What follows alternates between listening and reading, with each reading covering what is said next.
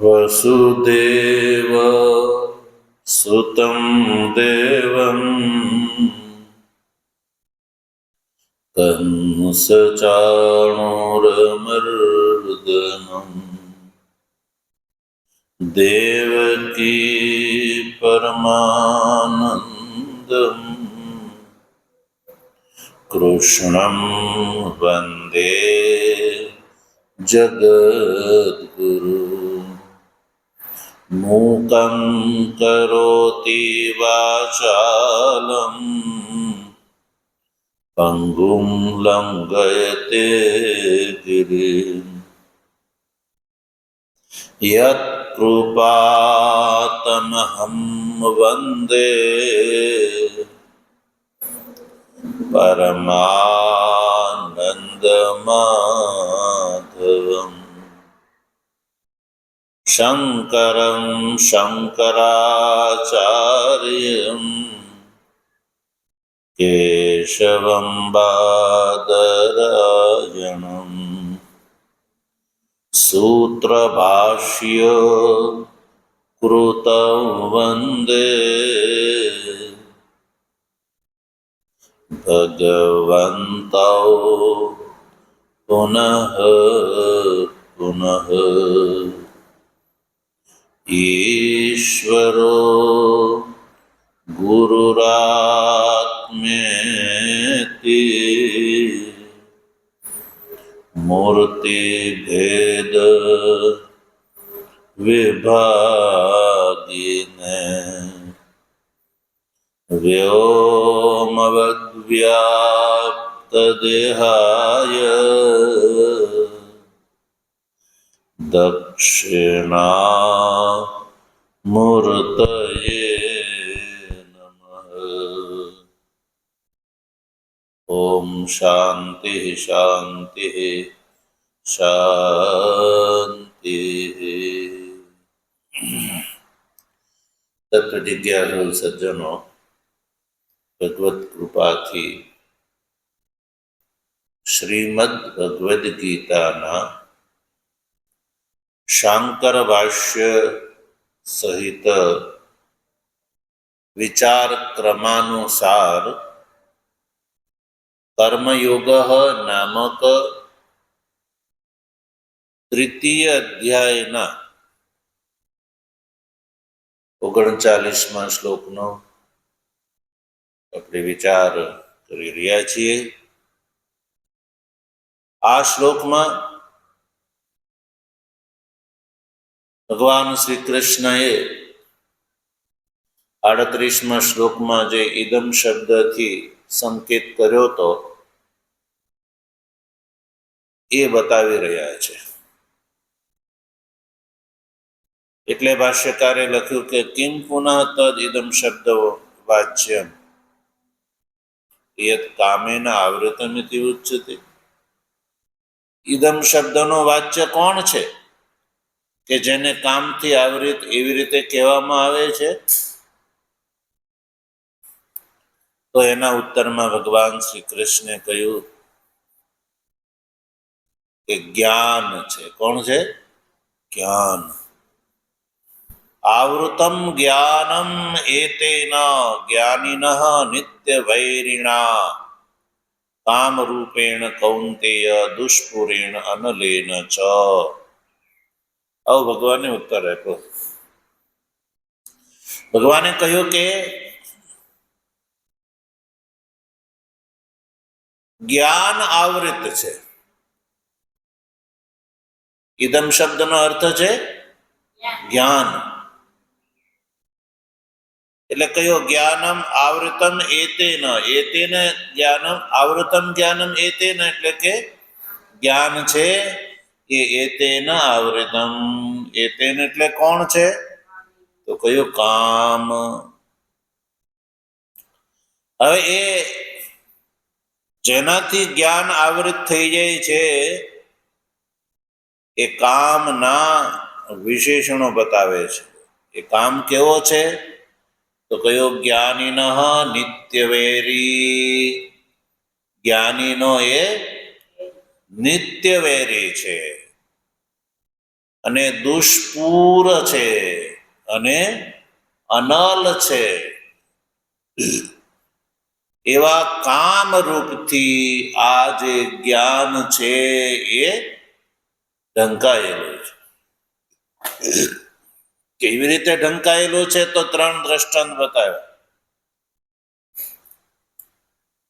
વનની ધૂમથી, આદર્શ મળથી અને ગર્ભ ઉલ્બથી જેવી રીતે ઢંકાયેલો છે, આવૃત છે, એવી રીતે આ કામથી જ્ઞાન જે છે એ આવૃત છે.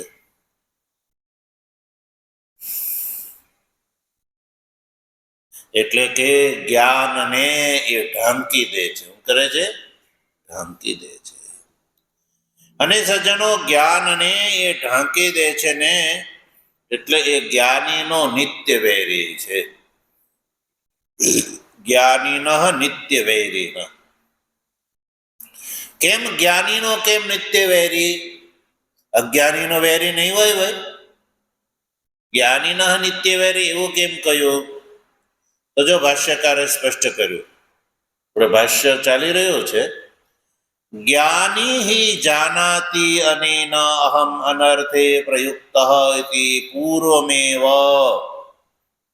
દુઃખી ચ ભવતી નિત્યમ એવ. જ્ઞાનીનો નિત્ય વૈરી એવું કેમ કહ્યું? જ્ઞાનીનો નિત્ય વૈરી કહ્યું. નિત્યનો અર્થ છે અહીંયા સદાકાળ. નિત્ય એટલે સદાકાળ. કેમ? એટલે કે જો જ્ઞાની જાનાતી, જ્ઞાની જાનાતી, પૂર્વમેવા અહીં લાવી દો, પૂર્વમેવા અહીં લાવી દો. જ્ઞાનીને છે પહેલેથી એ ખબર છે, પૂર્વથી જાણે છે. શું જાણે છે? અનેન અનર્થે પ્રયુક્ત ઇતિ, આવું જાણે છે કે આ કામથી હું અનર્થની અંદર પ્રયુક્ત થયો છું, એવું જ્ઞાનીને પહેલેથી ખબર છે. જ્ઞાની જે છે એ પૂર્વમેવ જાનાતી, પહેલેથી જાણે છે કે અનેન અહમ અનર્થે પ્રયુક્ત, હું જે અનર્થની અંદર જે પડ્યો છું એ આ કામના કારણે, અને એના કારણે દુઃખી ચ ભવતી, એટલે જ્ઞાની એટલે દુઃખી પણ થાય છે. નિત્યમેવ, નિત્ય એટલે સદાકાળ, એને ખબર છે. અતઃ અસૌ જ્ઞાનીન નિત્ય વૈરી, એટલે કે ભગવાન ભાષ્યકાર કહે છે કે એટલે જ્ઞાનીનો આ નિત્ય વૈરી છે. ન તું મૂર્ખસ્ય, મૂર્ખનો વૈરી તો છે પણ નિત્ય વૈરી નહીં. કેમ? મૂર્ખનો નિત્ય વૈરી કેમ નહીં? તો જો હું કહે છે, સ હિ કામમ તૃષ્ણા કાલે મિત્રમ ઇવ પશ્યન તત્કાર્યે દુઃખે પ્રાપ્તે જાનાતિ તૃષ્ણયા અહમ દુઃખિત્વમ આપાદિતઃ ઇતિ ન પૂર્વમ એવ. જો મૂર્ખમાં અને જ્ઞાનીમાં ફેર છે. મૂર્ખને જે છે, મૂર્ખને પહેલેથી ખબર નથી કે આ મારો નિત્ય વૈરી છે. મૂર્ખ શું કરે છે? ત્યારે તૃષ્ણા કાળમાં કામને એ તૃષ્ણા કાળમાં મિત્રમ એવું સમજે છે. આ તો મારો મિત્ર છે એવું સમજે છે. મિત્રમ એવ પશ્યન, જ્યારે તૃષ્ણા કાળે મૂર્ખ છે એ કામને મિત્રમ એવ પશ્યન, વેરી સમજતો, એ તો મિત્ર સમજે છે, મિત્રને સમાન સમજે છે. અને પછી તત્કાર્યે, પછી કામનું જે કાર્ય ફળ પ્રાપ્ત થાય ત્યારે દુઃખે પ્રાપ્તે, મૂર્ખને જ્યારે દુઃખ પ્રાપ્ત થાય ત્યારે મૂર્ખ જાણે છે કે તૃષ્ણયા અહમ દુઃખિત્વમ આપાદિતઃ ઇતિ, હું આ તૃષ્ણાને કારણે દુઃખને પ્રાપ્ત થયો એવું એ મૂર્ખ છે એ પછી જાણે છે. પહેલા તો એ તૃષ્ણા સમયમાં તો કામને એ મિત્ર માને છે. એટલે ઇતિ ન પૂર્વમેવ, એ પૂર્વ પહેલેથી એને વૈરી જાણતો નથી. અતઃ જ્ઞાનીના એવ નિત્ય વૈરી, એટલે નિશ્ચિત થઈ ગયું કે જ્ઞાનીનો જ એ નિત્ય વૈરી છે. કિમ રૂપેણ? કહ્યું કે કામ રૂપેણ, કામ રૂપ નિત્ય વૈરી છે. કામ રૂપ જ્ઞાનીનો નિત્ય વૈરી થી એ જ્ઞાનમ એતેન જ્ઞાનમ આવૃતમ, કામ રૂપથી આ જે જ્ઞાન છે એ આવૃત છે. જ્ઞાનમ શેનાથી આવૃત છે? કામ રૂપેણ. કામરૂપ કામ જે છે કેવો છે? જ્ઞાનીનો નિત્ય વૈરી. સારું, ચાલો અહીંયા ભગવાન શ્રી કૃષ્ણે જે શબ્દ પ્રયોગ કર્યો કે કામ રૂપેણ, તો અહીંયા કામ શબ્દનો શું અર્થ છે? તો જો ભાષ્યકાર આગળ છે કામ ઈચ્છા. કામ એટલે ઈચ્છા એવ રૂપમ અસ્ય ઇતિ કામ રૂપ. ઈચ્છા એ જ જેનું રૂપ છે, ઈચ્છા એ જ એનું રૂપ છે, એટલે એને કામ રૂપ કીધો. હવે એ તેન એટલે પછી તૃતીય વિભક્તિ થઈ એટલે કામ રૂપ તેન કામ રૂપેણ. કામ રૂપેણ અર્થનો શબ્દનો અર્થ સમજાઈ ગયો. કામનો અર્થ છે ઈચ્છા, અને ઈચ્છા એ જ જેનું રૂપ છે એટલે કહેવામાં આવે કામ રૂપ.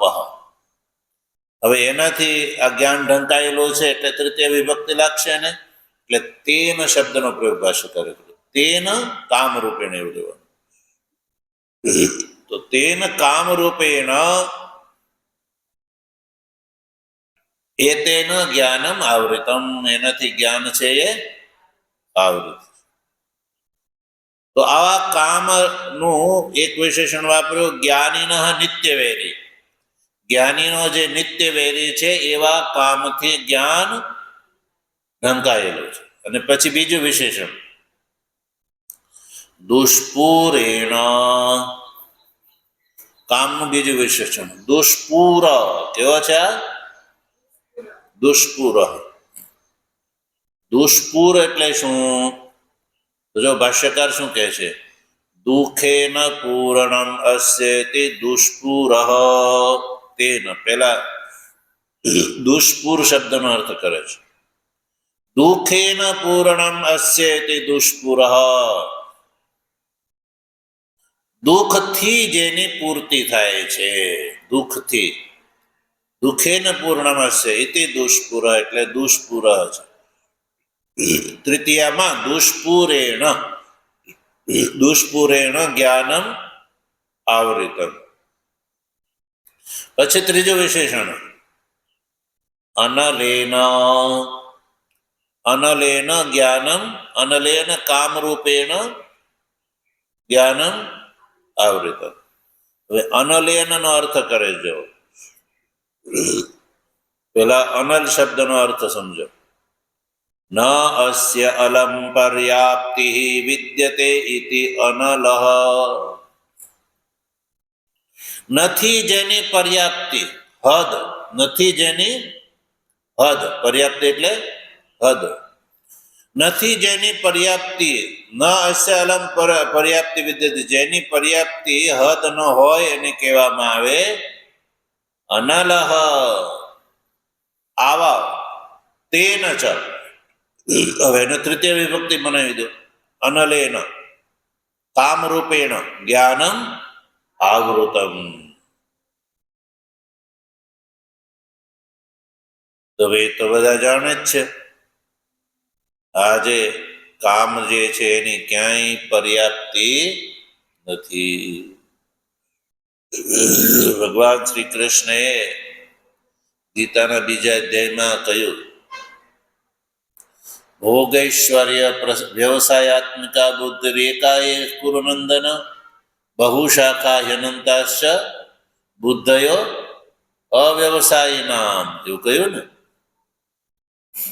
તો સંસારના પદાર્થો એક વ્યક્તિ 1000 વર્ષ સુધી જીવે તો પણ એને એ પ્રાપ્ત કરી શકે નહીં. એટલે અનલ છે. જેમ જેમ પદાર્થ ભેગા કરે એમ એમ એ ક્યારેય એ સંતુષ્ટ થતો નથી. સજ્જનો,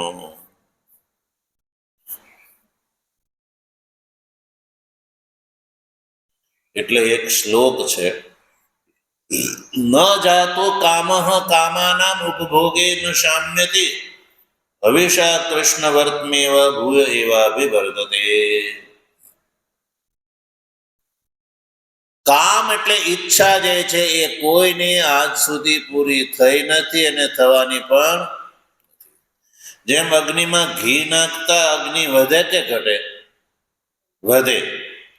એમ આજ આ લઉં, કાલ પેલું લઉં, પરમ દિવસે ત્રીજું લઉં, એમ સંસાર આખો ખરીદી લે ને તો પણ એ પૂરો થાય. એટલે અનલ છે. જો અહીંયા એક શ્લોક જે છે, ભાષ્યાર્ક પ્રકાશ ટીકાકાર છે, એક શ્લોક લખ્યો છે,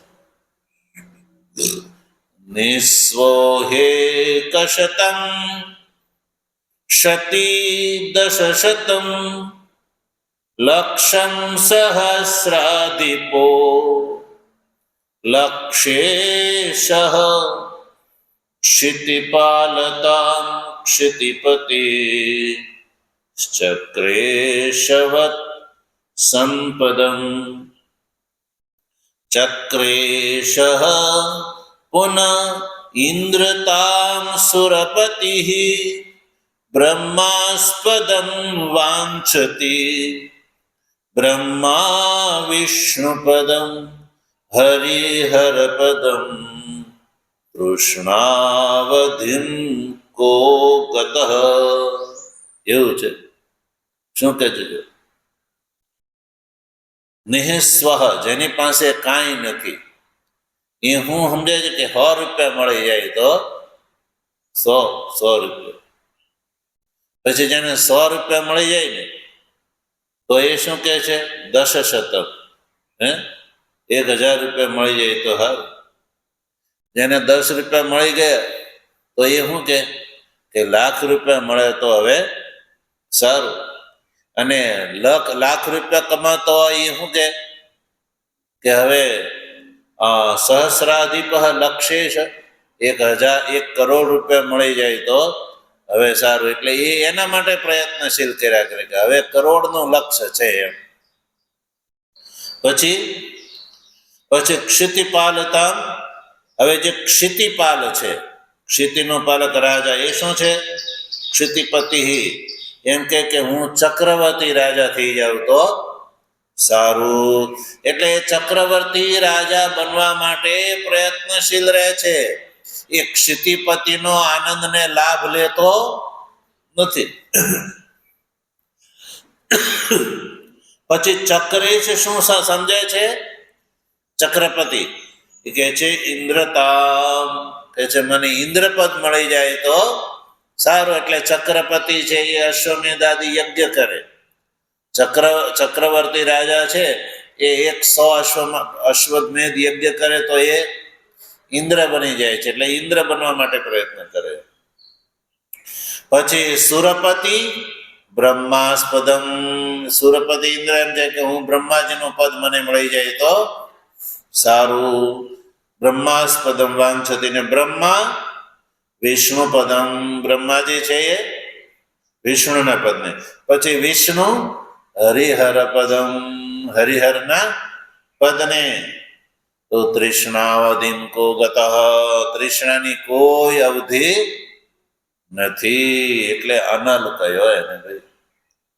એટલે કે જેને ખબર પડી કે સંસાર જે છે એ શાશ્વત નથી, અનિત્ય છે, એને એ રીતે સમજવો જોઈએ, એ રીતે એનો સ્વીકાર કરવો જોઈએ તો કઈ વાંધો આવે નહીં. એને કઈ કોઈ વાંધો ન આવે. જેમ કે કોઈ એમ વસ્તુ હોય કે ભાઈ એ 2 દિવસ પૂરતી હોય, તો પછી ખબર છે કે 2 દિવસ પૂરતી જ છે, પછી રહેવાની. પણ એને વાંધો ક્યારે આવે? એને કાયમી સમજીને પ્રાપ્ત કરે અને પછી ફૂટી જાય ત્યારે વિચારોને શોક અને મોહ થાય. પણ એટલે જ શાસ્ત્ર ચિંતનથી, શાસ્ત્ર પ્રમાણથી મનુષ્ય નક્કી કરે કે પરમાત્મા જ એક નિત્ય છે. તો એ જ લાભ છે, સંસારનો લાભ નથી. એટલે એ માટે મનુષ્ય પ્રયત્નશીલ રહેવું જોઈએ. એટલે જ્ઞાનીને માટે આ નિત્ય વૈરી છે. 39મા શ્લોકનું ભાષ્ય થઈ ગયું. અર્થાત આ શ્લોકમાં ભગવાને એવું કહ્યું કે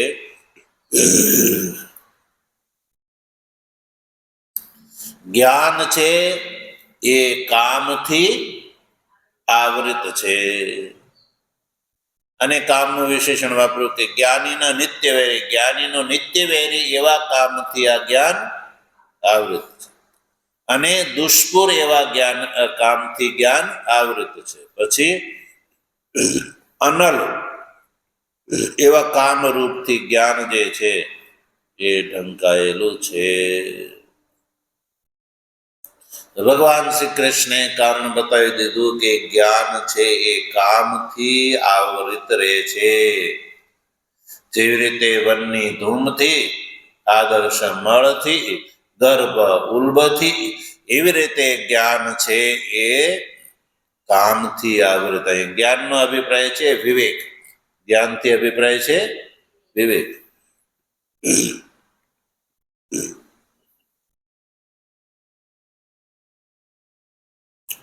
તો પછી પ્રશ્ન ઉભો થયો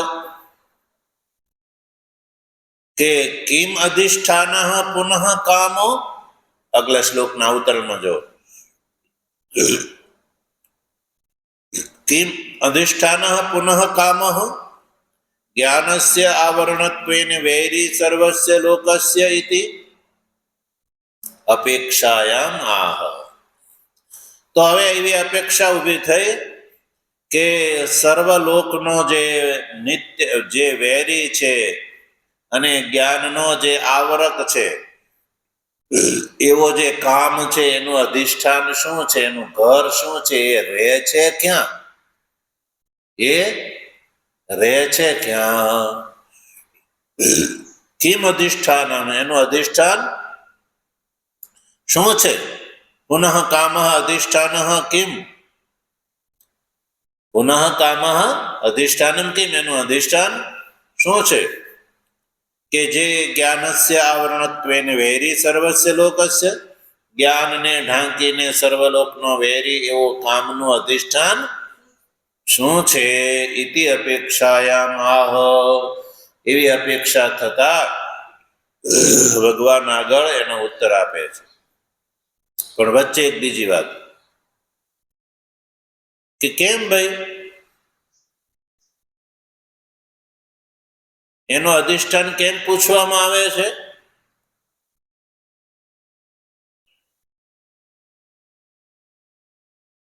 કામસ્ય નિત્ય વૈરિત્વેન પરિજિહીર્ષિતસ્ય કિમ ઇતિ અધિષ્ઠાનમ જ્ઞાપ્યતે. કારણ કે કામ જે છે એ જ્ઞાનીને માટે નિત્ય વૈરી છે. શું છે? નિત્ય વૈરી છે. એટલે એની પરિજિહીર્ષા, પરિજિહીર્ષા એટલે એને દૂર કરવાની ઈચ્છા.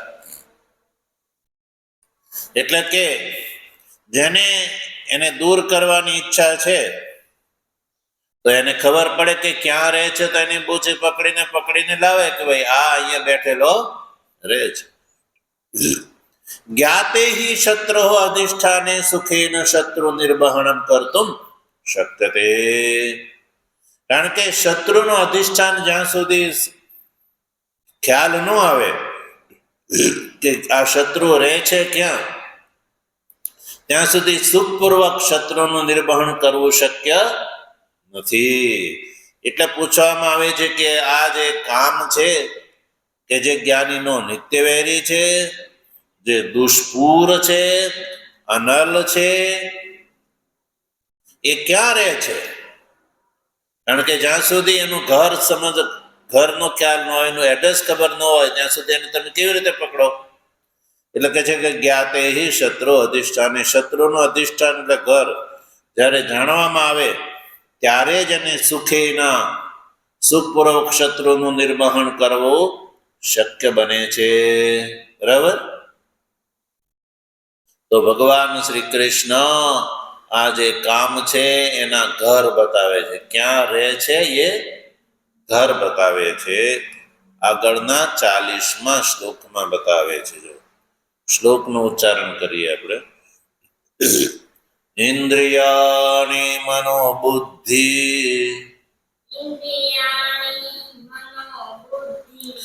રસ્યાધિષ્ઠાનમુચ્યતે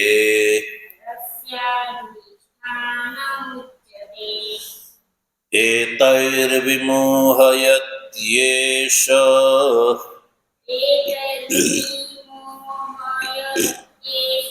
જ્ઞાનમાવૃત્ય દેહિનમ. ઇન્દ્રિયાણિ મનોબુદ્ધિ રસ્યાધિષ્ઠાનમુચ્યતે એતૈર્વિમોહયત્યેષ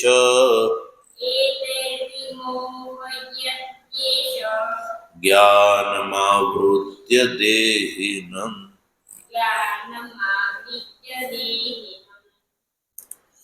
તો કહ્યું કે ઇન્દ્રિયાણી મનઃ બુદ્ધિ અસ્ય અધિષ્ઠાનમ ઉચ્યતે.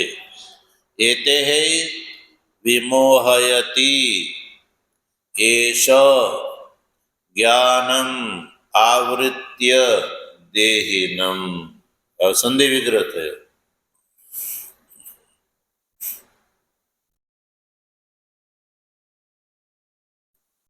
તો એષ, એષથી આપણે વાક્યક્રમમાં બોલીએ તો એષ પહેલા, એષ એતે જ્ઞાનમ આવૃત્ય દેહિનમ વિમોહયતે. આવું વાક્ય છે, વાક્યરૂપ એવું છે. એષ યાને આ કામ, એતે ઇન્દ્રિય મન અને બુદ્ધિથી, જ્ઞાનમ આવૃત્ય જ્ઞાનને ઢાંકીને, દેહીને વિમોહિત કરે છે. એવો સીધો વાક્યક્રમ છે.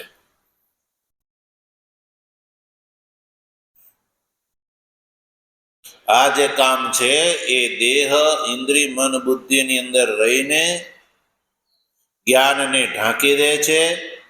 જ્ઞાનને ઢાંકીને દેહી ને વિમોહિત કરે છે.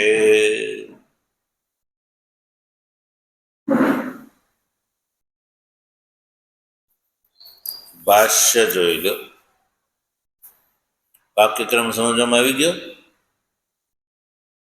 એષ એતે જ્ઞાનમ આવૃત્ય દેહિનમ વિમોહયતિ.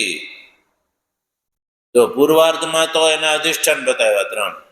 ઇન્દ્રિય મન બુદ્ધિ એ અસ્ય એટલે કામસ્ય અધિષ્ઠાન કહેવાય છે. બરાબર. પછી ઉત્તરાર્ધનું જ વાક્ય બનાવવાનું છે. ઉત્તરાર્ધમાં શું કીધું કે એષ એતે જ્ઞાનમ આવૃત્ય દેહિનમ વિમોહયતિ. ઇન્દ્રિય મન અને બુદ્ધિ અસ્ય એટલે આ કામના અધિષ્ઠાન છે. કામના અધિષ્ઠાન છે. અને આ કામ છે એ 3માં રહીને શું કરે છે? એતે એટલે કે આ ઇન્દ્રિય મન અને બુદ્ધિના માધ્યમથી, એશ એટલે કામ, જ્ઞાનમ આવૃત્ય જ્ઞાનને ઢાંકીને, દેહિનમ એટલે આ દેહીને, વિમોહયતિ વિમોહિત કરે છે. તો ઇન્દ્રિય મન બુદ્ધિનો આશ્રય લઈને, ઇન્દ્રિય મન બુદ્ધિની અંદર રહીને વર્તમાન આ કામ છે એ પુરુષની માટે આત્મા અનાત્મા કૃત્ય કૃત્ય ઇત્યાદિ જે વિવેકરૂપ જ્ઞાન છે એને શું કરે છે? આચ્છાદિત કરી દે છે. અને પછી આ જે પુરુષ છે એને શબ્દાદિ સુખાદિની અંદર પ્રવૃત્ત કરી દે છે અને એમાં વિમોહિત કરી દે છે.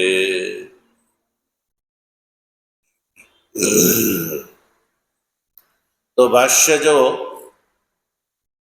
ઇન્દ્રિયાણી મનોબુદ્ધિશ્ચ અસ્ય કામસ્ય અધિષ્ઠાનમ આશ્રય ઉચ્યતે. આ પૂર્વાર્ધ જે છે ને એનું ભાષ્ય થયું. ઇન્દ્રિયાણી મનોબુદ્ધિશ્ચ અસ્ય એ મૂળ શ્લોકનું પદ છે. પછી અધિષ્ઠાનમ અને ઉચ્ચતે એ પણ મૂળ શ્લોકનું પદ છે. તો ઇન્દ્રિયાણી મનોબુદ્ધિશ્ચ એ તો ત્રણેય પ્રસિદ્ધ છે, એટલે એનો અર્થ કરવાની જરૂર ભાષ્યકારને ન લાગે.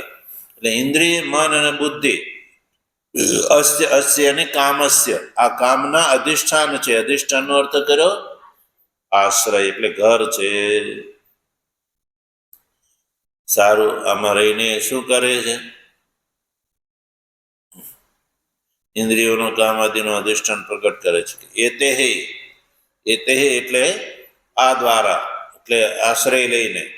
ઇન્દ્રિયાદિ ભી આશ્રય હે,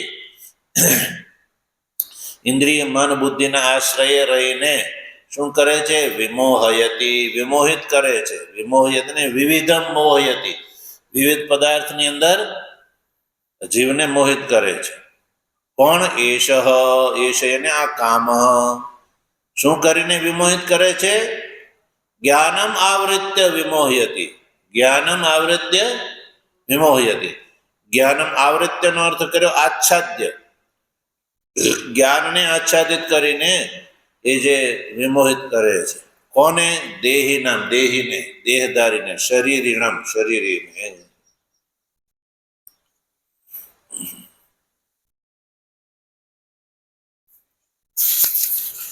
તો આ રીતે ભગવાને સંસાર વિષયની જે કામના છે એના પદાર્થનું અધિષ્ઠાને બતાવ્યું, અને એને જાણવાથી, પાછળ જે કહ્યું કે એને જાણવાથી, એનું અધિષ્ઠાન જાણવાથી એનું નિર્વહન શક્ય છે. હવે કેવી રીતે નિર્વહન કરવું એ ભગવાન શ્રી કૃષ્ણ આગળ આ શ્લોકોમાં બતાવે છે. ઓમ વસુદેવ સુતં દેવં કંસચાણૂરમર્દનમ દેવકી પરમાનંદમ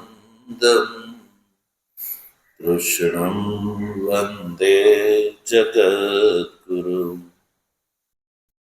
મૂકં કરોતિ વાચાલં પંગું લંઘયતે ગિરિં યત્કૃપાતમહં વંદે પરમાનંદમાધવં.